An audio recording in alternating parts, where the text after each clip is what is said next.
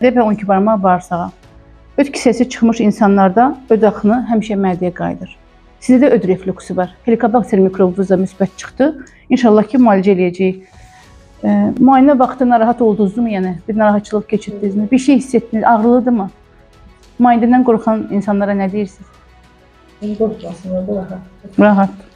Qardaş, belə doktor elə valla, mən bunu hara araşdırmışam doktor üçün.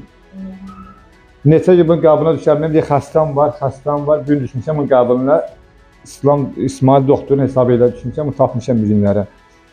Qəşəng müayinə elədi, narkozla qəbul elədi, incilik olmadı. Belə həkimlərin qədrini bilmək lazımdır.